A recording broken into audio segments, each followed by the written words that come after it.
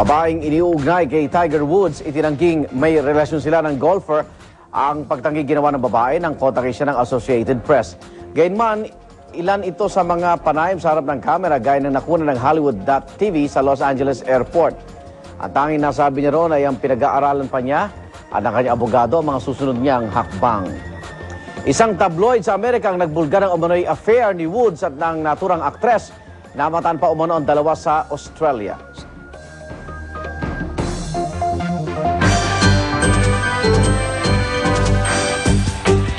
At sa pagpasok ng buwan ng Disyembre, libo-libong mamimili at dumagsa sa Divisoria, Maynila para mag-Christmas shopping.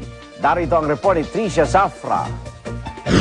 May ilang galing pang probinsya tulad ng mag-asawang Madrilejos. Pabalik-balik na raw sila rito ilang beses na mula Sapang Palay, Bulacan para unti-unti nang ibili ng pamasko ang mga inaanak. Para sa mga inaanak namin, mura lang kasi dito eh. Ito pa lang na mag-asawa kami dalawang namimili. Sa halagang 10 piso, makakabili na ng pwedeng ipanregalo gaya ng mga purse at keychain na ito. Para sa mga mas may malaking budget, meron ding mas mamahalin na laruan, gaya ng mga sumasayaw na manika na ito na nagkakahalagang 280 pesos. 130 hanggang 170 naman ang mga battery-powered toy car. Ang damit ng bata, 300. Meron ding nagkakahalaga na mula 100 hanggang 350 pesos depende sa laki at disenyo. Pero kahit yung mga hindi pa nakakatanggap ng bonus, nagsimula na rin mag-Christmas shopping. Gaya ni Maria Salfe Lobo na naghahanap ng Christmas lights para sa kanilang bahay. Saka makakaya lang po namin. Opo, yung safe. Yung hindi basta-basta. Basta yung safe po. Buong pagmamalaki naman ng tindero na kahit na mura ang Christmas lights nila, ligtas at may ICC mark ito. 150 pesos naman ang maliit na Christmas tree na may kasama ng ilaw at mga palamuti. Dapat nga lang daw maaga pa lang mamili na dahil magtataas pa raw ng presyo ito. Normally nauubusan ng stocks yan kaya nangyayari, tumataas din yung presyo. At para mas mapabilis ang inyong pamimili, may payo ang pamunuan ng Tutuban Center. Mga tao, para mas mapadali yung pamimili nila, sana magkaroon sila ng list kung ano yung mga bibili nila. At the same time, syempre yung kilala ng Divisoria sa tawaran. So, pwede silang makipaghagel kung magkano yung presyo na kayang ibigay ng mas affordable para sa budget nila. Para sa unang balita, Tricia Zafra reporting. Album na nagtatampok sa boses ni Pope Benedict XVI, mabibili na po.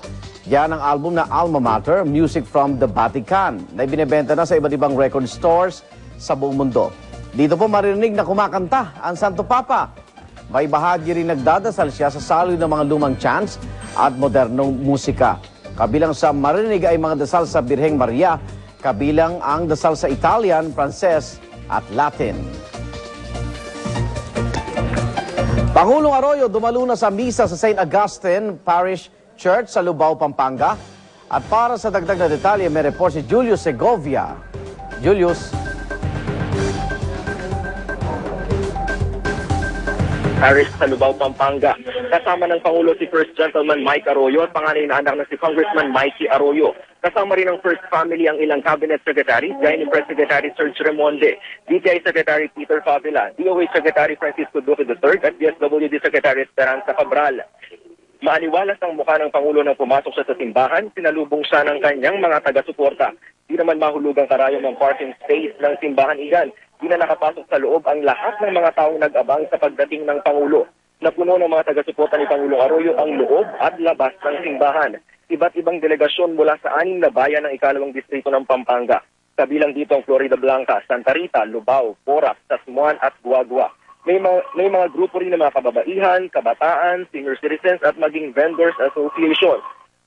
Sama-sama rin sa pagpapakita ng suporta sa Pangulo ang mga alkalde ng probinsya.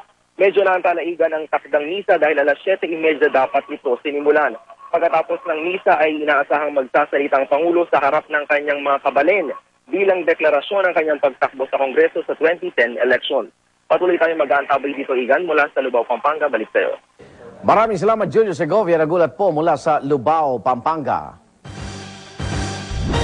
Igan, ngayon nga lang ay katatapos lamang ni Senador Jamby Madrigal sa paghain ng kanyang Certificate of Candidacy sa pagkapangulo at makakapanayam natin mismo si Senadora Jamby Madrigal. Live pa rin dito. Senator, good morning. Good morning. Good morning. Senator, tatakbo po kayong independent candidate sa pagkapangulo. Alam po natin na mahirap pong tumakbo bilang independent para sa pinakamataas na posisyon sa bansa. So, ano po yung dahilan ninyo para ipagpatuloy kahit po kayo isang independent candidate? Hindi ibig sabihin porkit mahirap, hindi magagawa.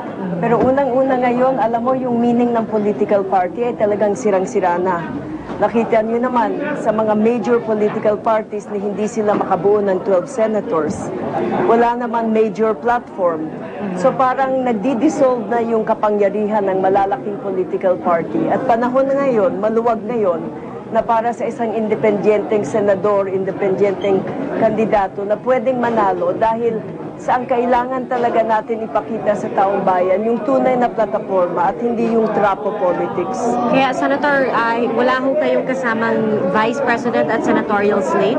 Sinabi ko wala akong kasamang Vice President at senatorial slate sapagkat malakas ang aking paniniwala na sa takbo ng kampanya, sa takbo ng eleksyon, yung mga taong parehong adhikain kaysa sa akin, ay kami ay magsasama-sama. Lahat ng mga progresibo na may tinig na talagang parang sa taong bayan, tinig ng politika ng prinsipyo, ay magsasama-sama. Alright. Senator, meron po kayong mga nakasabay.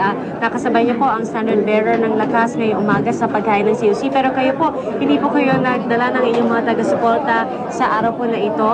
Alam niyo po, madali maghakot, madali kumuha ng mga entertainer, pero sa akin, parang ito ay nagpapakita na wala na tayong respeto sa taong bayan, sapagkat dapat ang iboto ng taong bayan, yung talaga may pagmamahal sa kanila, ay yung talagang may adhikain at plataforma, hindi lang yung makakahakot ng mga supporter at makakadala ng mga artista.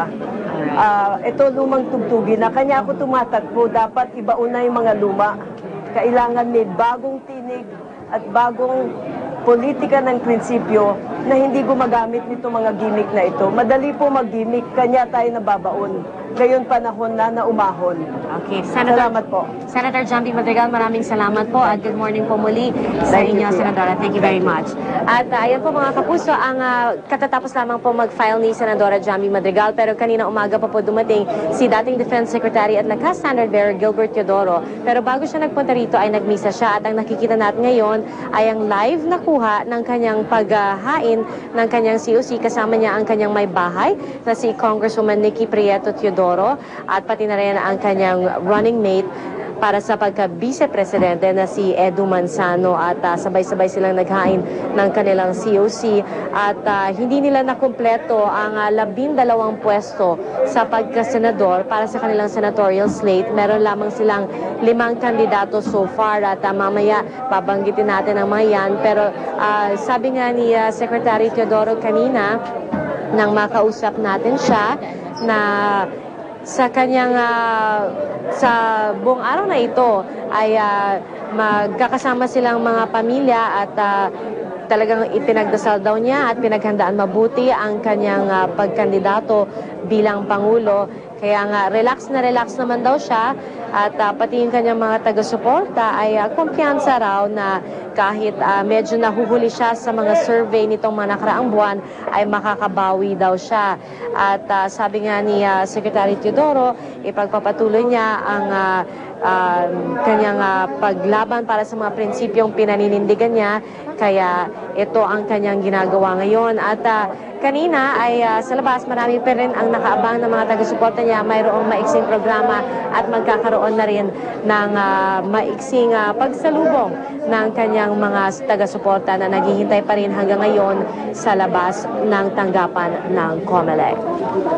So yan pa rin ang latest na nangyayari dito sa COMELEC Law Department. Si Senadora Jamby Madrigal at Secretary Gilbert Teodoro ang dalawang unang naghahain ng kanilang COC sa pagkapangulo ngayong araw na ito. Babalik pa rin tayo mamaya para sa karagdagang updates. Pero sa ngayon, para makatanggap po ng mga pinakabagong balita via text, i-type lamang po ang GMA News space on at ipadala sa 4627. At yan po ang mga unang balita sa umagang ito. Para pa rin sa mga nagbabagong balita, tumutok lang dito sa GMA. Mula sa tahanan ng katotohanan at live mula rito sa COMELEC, sa ngalan ni Rhea Santos, ako po si Pilar Candela. At kung may balita, i-report sa GMA News, i-text ang balita, space, message, space, inyong pangalan, address, padala sa 4627. Sa ngalan ng bumubuo ng GMA News and Public Affairs, ang impilan ng serbisyong totoo, makiigan ako naman Arnold Gravio, ito ang unang balita.